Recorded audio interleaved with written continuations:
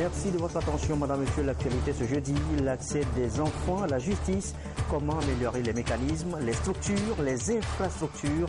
L'Union européenne et l'UNICEF mutualisent leurs efforts avec l'appui du gouvernement. Les deux institutions ont signé une convention ce matin. Elle met l'accent sur la formation.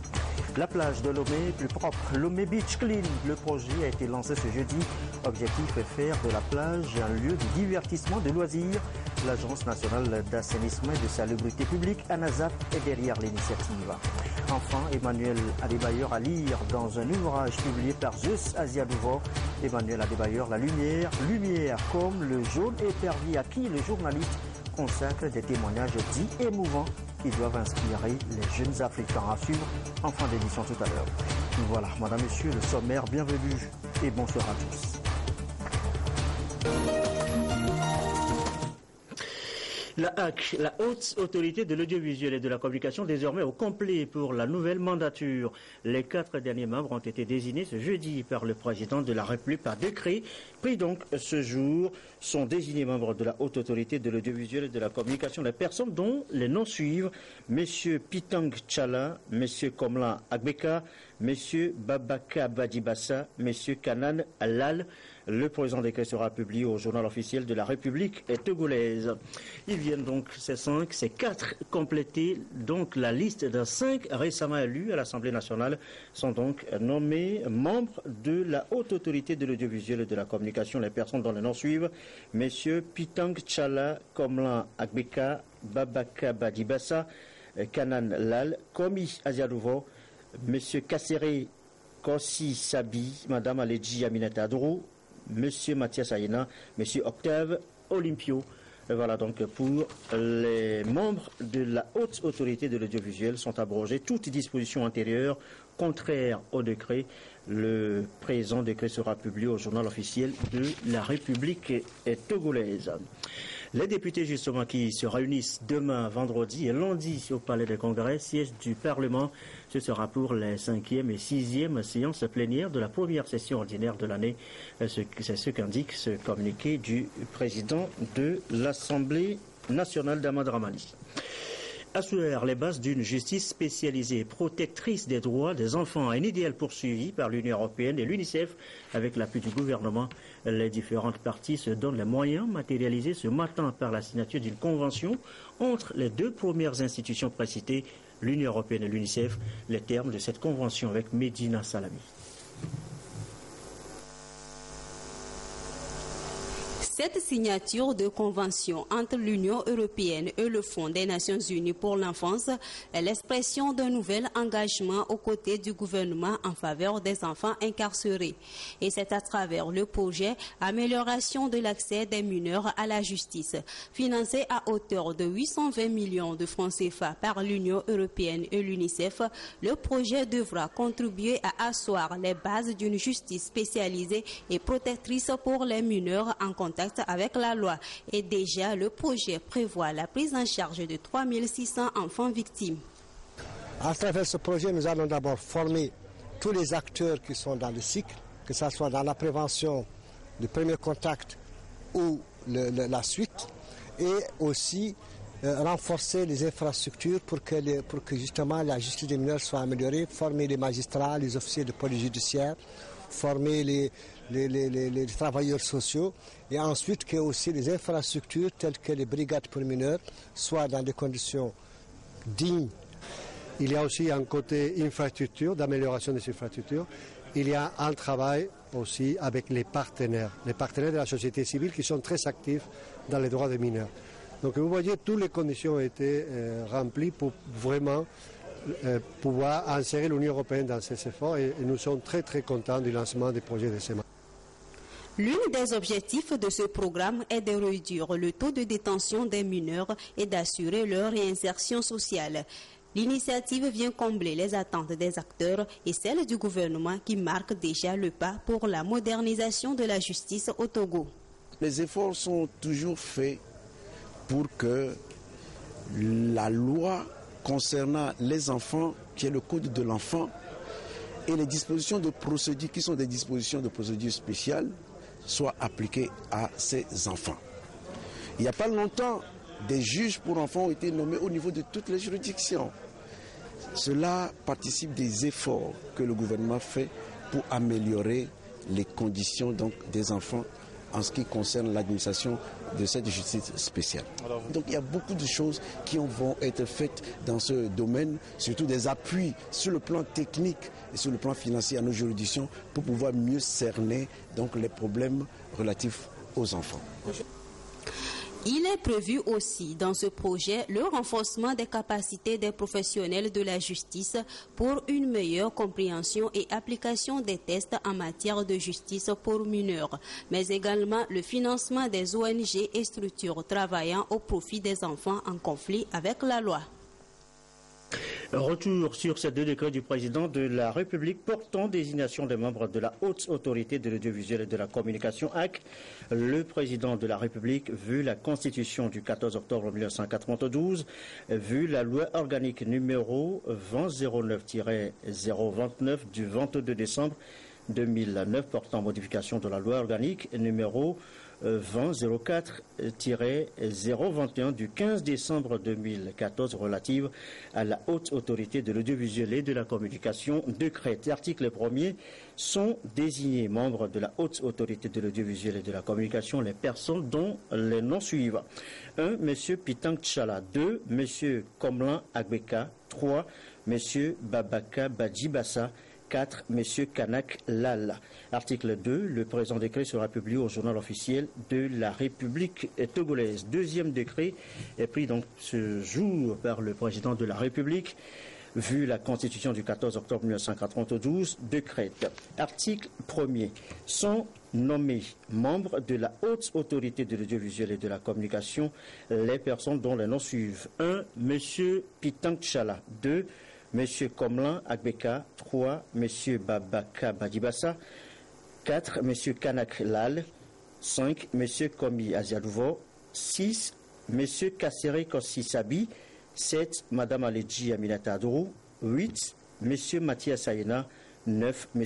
Octave Olympio. Article 2. Sont abrogées toutes les dispositions antérieures contraires au présent décret. Article 3. Le présent décret sera publié au journal officiel de la République togolaise. La suite, le Togo a fait d'énormes progrès. Constat ce matin du ministère de la Planification, un constat établi à base d'indicateurs de suivi par rapport aux engagements pris par notre pays vis-à-vis de ses partenaires. Des données ont été collectées et qui indiquent justement que le Togo est sur la bonne voie, selon donc une enquête soumise à validation ce jeudi. Solange Jato, Antoine Domovovo.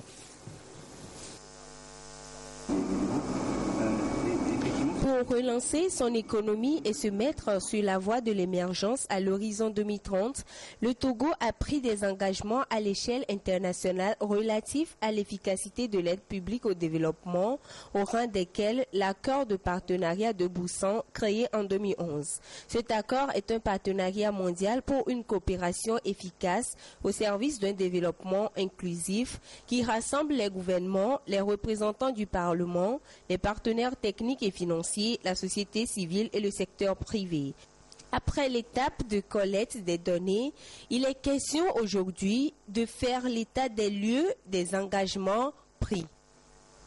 Le Togo a fait des progrès énormes. Vous savez, ce n'était pas une contrainte pour le Togo de se prêter à l'exercice. Si le gouvernement a accepté qu'on réalise cette enquête, c'est que lui-même veut voir s'il évolue ou pas. Et aujourd'hui, je peux vous dire que d'énormes progrès ont été faits à tous égards. Le cadre juridique, le cadre institutionnel est favorable aujourd'hui aux organisations de la société civile. Il en est de même pour le secteur privé. Cette démarche traduit la volonté des autorités togolaises d'œuvrer pour une coopération plus efficace au service d'un développement inclusif. L'actualité chez nous, c'est aussi cette campagne d'information sur le TEC. Le TEC, eh bien, c'est le tarif extérieur commun en vigueur dans l'espace UEMOA. Ce DAO, ce sont les populations de Kpalimé, de Kloto qui ont été la cible de cette campagne destinée à mieux faire connaître l'Union, son champ d'action, ses politiques et programmes. Des explications avec Carmen Maggi à Capou. Les 15 États membres de la CEDEAO ont mis en application depuis janvier 2015 le tarif extérieur commun TEC-CEDEAO pour mieux réussir l'intégration économique, fiscale et commerciale de la zone ouest africaine. De son côté, l'Union économique et monétaire ouest africaine, UEMOA, veut saisir cette occasion pour renforcer la coopération commerciale entre ses États membres. Et c'est à travers une politique ambitieuse et pourvoyeuse de croissance. Cette rencontre de la représentation de la commission de l'UEMOA avec les populations de Palimé se veut un cadre d'information sur les réels contours du TEC-CEDEAO. C'est un mécanisme commun de taxation des marchandises étrangères à la CEDEAO. Ce mécanisme veut que d'une manière harmonieuse, les États membres de la CEDEAO puissent imposer les produits étrangers qui sont importés dans la communauté, de manière à ce que par cette imposition, certains secteurs de production, certaines filières communautaires puissent être protégées et favoriser ainsi l'industrialisation ou l'agriculture en Afrique de l'Ouest. La vision de la commission de l'UEMOA est d'harmoniser ses stratégies et le traitement des échanges avec l'extérieur. Le TEC-CEDEAO devrait dans ce cas profiter à ces échanges intracommunautaires dont les taux se situent aujourd'hui à seulement 12%. Nos perspectives sont bonnes pour une croissance soutenue, mais comme vous le savez, pour avoir une croissance soutenue, ça dépend. La croissance, il faut aller chercher les poches de croissance. Nous, essentiellement dans l'UEMOA, les secteurs qui influent notre croissance, c'est tous les secteurs, mais essentiellement c'est l'agriculture.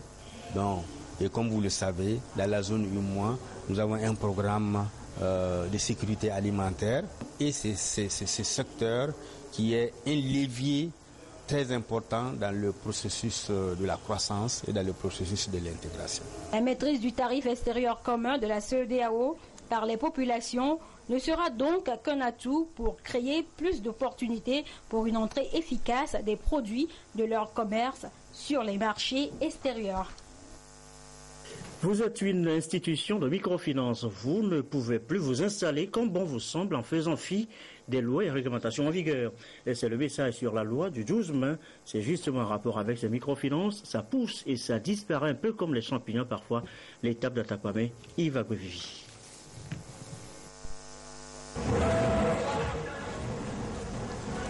Si le monde de la microfinance est en croissance, elle connaît également des détournements, des escroqueries ou abus de tout genre.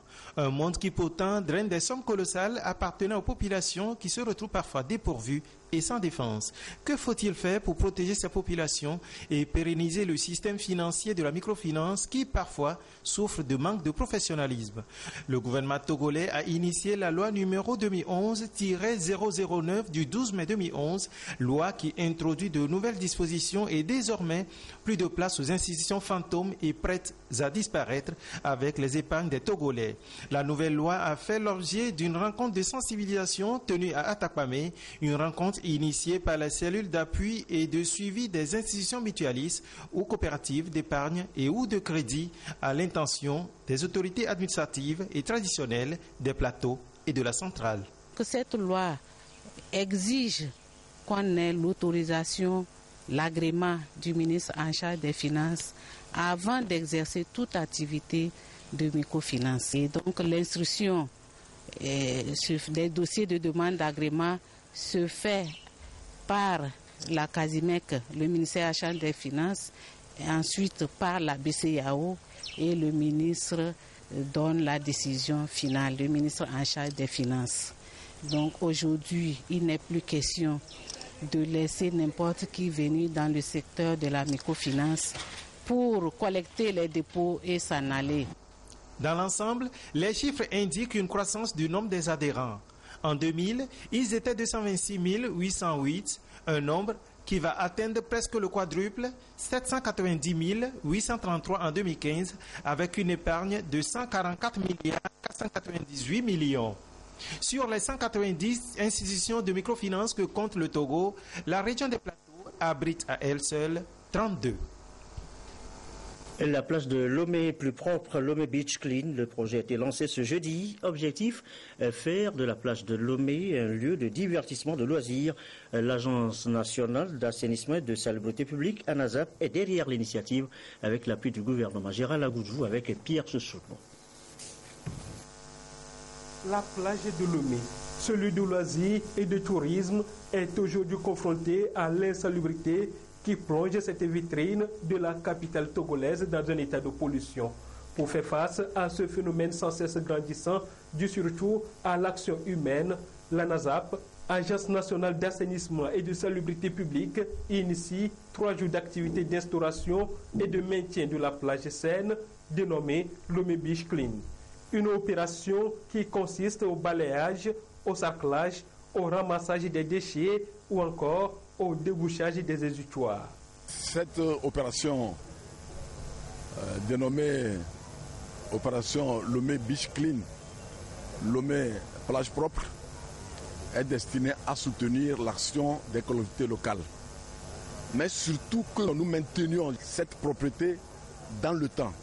Ça ne va plus être un éternel recommencement, c'est-à-dire rendre la plage propre, l'oublier un tout petit peu, l'avoir encore ressalie, polluée avant de venir à l'action.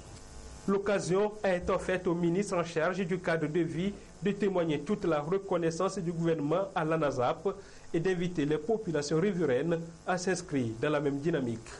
Il s'agit donc non seulement de redonner un nouveau visage à notre plage, mais aussi faciliter l'évacuation des eaux de pluie et usées, surtout que nous entamons la saison des pluies. Je voudrais à cet effet attirer l'attention de toute la population sur la nécessité de préserver cet endroit toujours propre en adoptant des comportements civiques et les bonnes pratiques en matière de salubrité. Cela y va de notre intérêt et surtout de la préservation de notre santé.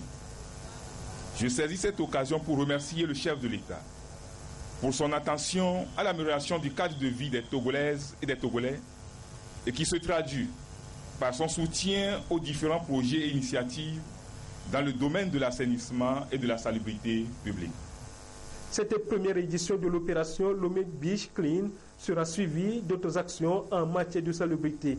Il s'agit entre autres de l'enlèvement des dépotoirs sauvages et de la réhabilitation des espaces verts pour donner un nouveau visage à la capitale togolaise. À l'étranger, journée tendue en République démocratique du Congo. L'opposition se mobilise. 2 mots d'ordre motivent cette mobilisation de l'opposition congolaise. Primo, l'arrêt des massacres dans la région de Béni. Secondo, un nom catégorique au maintien au pouvoir de Joseph Kabila à Kinshasa. Vous allez le voir, la situation est très tendue. Grande journée de protestation nationale pour les opposants au président Kabila. Au final, à Kinshasa, ce sont quelques milliers d'opposants qui ont commencé leur marche ce jeudi vers 11h30. La manifestation s'était donné 2 thèmes principaux. Le refus que Joseph Kabila prolonge son mandat après son terme à la fin de l'année et aussi la solidarité avec les habitants de la région de Béni. Cette zone dans l'est du pays a connu récemment plusieurs massacres de civils. La manifestation tranquille au départ était autorisée, mais il semble qu'elle a dévié de l'itinéraire prévu. La police s'est chargée de disperser les manifestants. À la mi-journée, quelques centaines de jeunes hommes revenus au point de départ de la marche sur l'avenue de l'enseignement affrontaient encore les forces de l'ordre avec des pierres. Non, M. Kabila ne peut pas prendre le Congo en otage. C'est notre pays, c'est la terre de nos ancêtres. Donc il est obligé de quitter le pouvoir le 20 décembre. S'il ne quitte pas le pouvoir, la Constitution nous dit, l'article 64, lorsque le président de la République n'organise pas les élections au mandat prévu, le peuple prendra son destin en main. Il doit le chasser au pouvoir. Point barre. Selon des témoins, des échauffourées ont eu lieu également à Goma dans l'Est. L'ONU rapporte qu'une policière a été tuée, mais la police dément. Elle reconnaît la mort d'un civil, un pillard selon elle. Le bilan officiel est de 5 policiers et 2 civils blessés. La police n'a pas permis de rassemblement dans les grandes villes de Lubumbashi, Kisangani et Beni. Immigration, l'Europe réclame du soutien dans la crise des immigrants. Et pendant ce temps, les tentatives d'exil continuent. Pas plus tard qu'hier mercredi, une marine italienne a évité le pire aux migrants partis de la Libye. La séquence a été photographiée. Regardez. Espoir en Méditerranée. Sur cette photo prise mercredi, un vieux chalutier en bois surpeuplé tangue sous le poids des migrants. Ils viennent d'apercevoir les secours, un mouvement brusque à bord qui fait alors chavirer l'embarcation. À la merci des vagues, plus de 500 passagers, tous n'ont pas de gilet de sauvetage et tentent ici de s'agripper à la coque du bateau. La marine italienne, qui a reçu un signal de détresse, filme la séquence. Une course contre la montre pour éviter la noyade. Depuis le pont, les gardes-côtes lancent des gilets de sauvetage par dizaines. Bientôt, épuisés, les premiers migrants sont hissés à bord de canots de sauvetage. Celui-ci a pu être sauvé, mais il en reste encore des centaines d'autres à secourir. Une opération périlleuse et au final, 562 rescapés.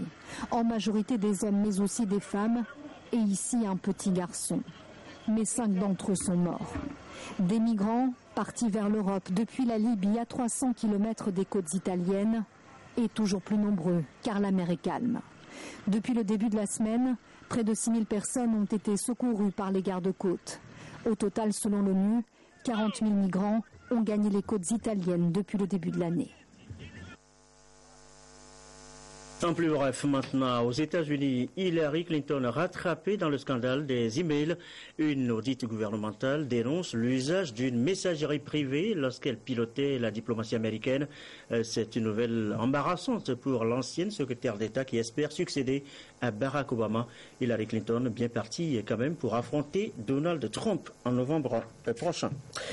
Dans le reste de l'actualité, cet ouvrage, je vous en parlais dans les titres, une biographie à la couleur jaune épervier au titre Emmanuel Adebayor, La Lumière, publié aux éditions Continent.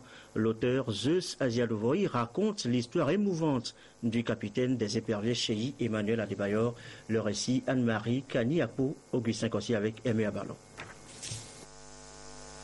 Emmanuel Adebayor, La Lumière, un ouvrage, une histoire des 15 dernières années du football togolais. À travers des témoignages, l'écrivain et journaliste togolais Zeus Asiadouvoï retrace les facettes multiformes de l'icône du ballon rond au Togo. Selon lui, l'histoire émouvante de l'actuel sociétaire de Crystal Palace, le Ballon d'Or africain 2008, reste une école de vie qui l'a fortement marqué. Au départ, j'ai même voulu donner le titre suivant à l'ouvrage, Emmanuel Adebayor, le passeport togolais. C'est-à-dire que si vous n'avez même pas de passeport, à certains endroits, quand vous donnez le nom d'Adebayor, on vous laisse passer. Dans cet ouvrage, nous avons eu recours à des recherches, à des témoignages. Il y a même des citations des auteurs qui répondent un peu au parcours fait par Adebayor jusqu'à aujourd'hui. Tout partait d'une passion pour la discipline, un amour pour son pays, puis le sacre. L'ancien joueur de FC Metz, Adebayor, a gravi les échelons. Après un bref parcours dans le club de la Principauté, il a fait valoir ses talents à Tottenham, tout comme au Real Madrid. L'homme a montré qu'il a grandi. Adebayor rêvait d'être un grand joueur. Son idole dans le livre, il a dit dans une interview qu'il a accordée à un média britannique que son idole c'est Nwankwo Kanu. C'est un joueur qui au départ avait des rêves et aujourd'hui il doit être content qu'il a assumé. De la vie d'Adebayor, il faut retenir l'amour pour le football. Et à l'entraînement, il est parmi les premiers à venir à l'entraînement et il est régulier. Même malade, quand il sort de l'hôpital, il vient à l'entraînement. Donc c'est quelqu'un qui veut réussir et il a réussi. Cheyi Adebayor n'est certes pas le joueur le plus talentueux de son pays, écrivait le préfacier du livre paru aux éditions Continent au Togo, mais il aura littéralement contribué à redorer le blason du football togolais, même au-delà des frontières. Restituer au public le parcours professionnel de l'international Emmanuel Cheyi Adebayor n'est pas à nos yeux un exercice de circonstance. C'est un devoir envers nos concitoyens, une nécessité non seulement pour le Togo et l'Afrique, mais aussi pour le reste du monde, un témoignage pour inspirer tous les jeunes qui aspirent à la réussite dans la vie et enfin pour les générations futures. Nous voudrions nous adresser à vous, M. Zeus Asiadouvoï, auteur de cet ouvrage.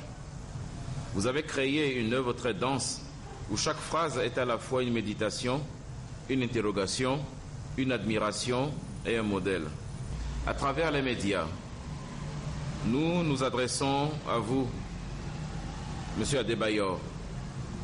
Le mot bravo n'est pas assez fort pour exprimer l'admiration de tout un peuple, ni pour vous témoigner notre reconnaissance, ni pour dire à l'assistance qui vous êtes, ce que vous avez fait pour votre pays, le Togo, et pour l'Afrique. Votre nom, Adebayor, est un passeport ou un laissez-passer pour ceux qui voyagent dans les pays où les gens connaissent très peu le Togo. Rescapé de l'attentat de Cabinda en 2010 et après avoir annoncé sa retraite à maintes reprises avec le 11 national, le capitaine des éperviers revient sur sa décision.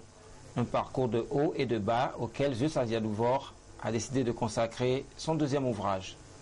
Cela en valait la peine car quoi qu'on dise, Adebayor, son nom, sa carrière, lorsqu'on les évoque, font toujours penser au Togo, sa terre natale.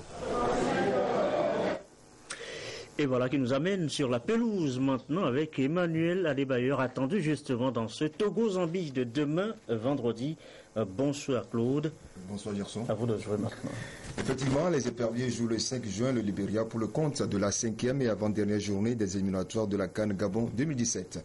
Mais déjà demain, ils auront à découdre avec la Zambie en amical au stade municipal de Lomé à partir de 15h. Lamine Koko Konati.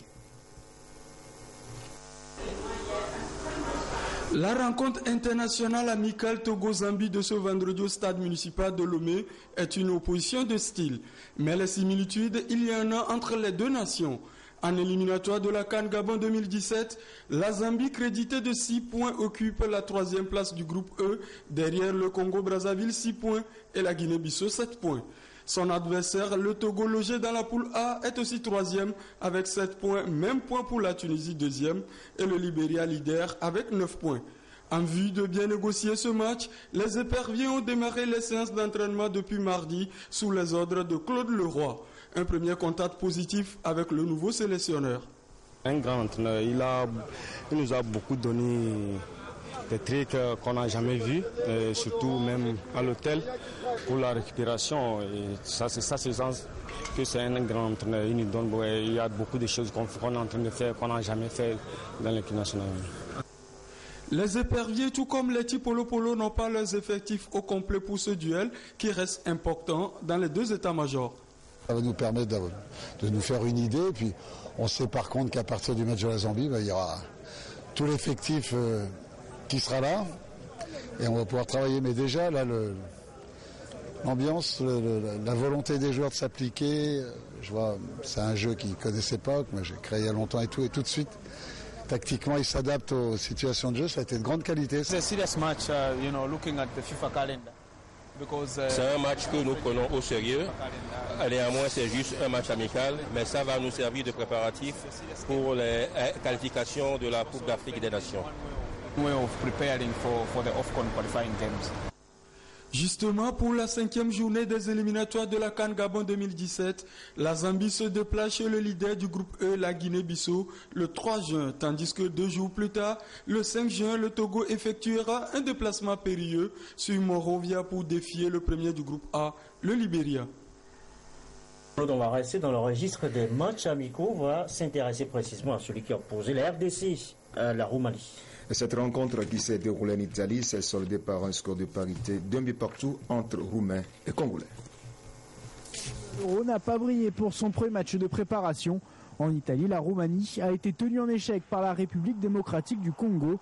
Sur une erreur de la défense congolaise, Stanciu, opportuniste, ouvre le score. Et puis, peu dangereuse, la tricoloriste se fait piéger en fin de match. Bokila égalise, 1-1 score final. Les Roumains seront à Turin dimanche face à l'Ukraine pour leur deuxième match amical.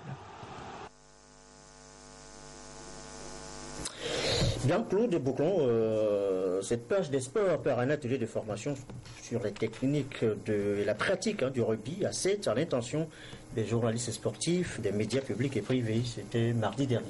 Co-organisée par la GST et la Fédération togolaise de rugby, cette rencontre a permis aux hommes des médias de se familiariser avec le jeu du rugby à 7 en prélude à la CAN zone ouest qui se déroulera dans notre capitale samedi. Martin Sandani, Mankoubi.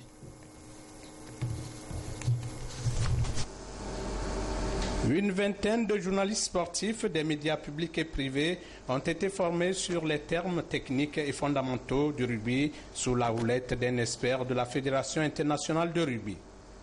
Une initiative de l'Association des journalistes sportifs du Togo, AJST, en collaboration avec la Fédération togolaise de rugby. Cet atelier vient à point nommé renforcer les capacités des journalistes en prélude à la Coupe d'Afrique Zone Ouest de rugby à 7 qui se disputera ce samedi à Lomé avec la participation de 6 pays, notamment le Bénin, le Burkina Faso, le Ghana, le Mali, le Niger et le Togo. Permettre aux journalistes de se familiariser avec les fondamentaux du rugby et naturellement le vocabulaire approprié pour analyser, pour comprendre la discipline. C'est une satisfaction pour l'AJST, l'Association des journalistes sportifs du Togo, d'avoir pu décrocher justement cette session de formation. Le rugby a connu son apparition au Togo dans les années 80 avec le club de Sokodé. Aujourd'hui, le Togo compte 15 clubs, dont 2 féminins. La Fédération togolaise de rugby a été créée le 29 août 2001. Et voilà, ce sera tout pour cette page des sports. Effectivement, Gerson, c'est tout. Rendez-vous samedi à partir de 13h45 dans Sport et Détente. Merci beaucoup, Claude. Rendez-vous à noter tout à l'heure sur notre antenne à partir de 21h. Vous suivrez Pierre Soussoukmo et Adolphe Paka dans le magazine Togo en marche consacré aujourd'hui aux stratégies d'adaptation au changement climatique. Vous y découvrirez notamment les efforts du Togo en matière de riposte aux catastrophes naturelles. Fin de cette édition. Je vous souhaite une belle soirée.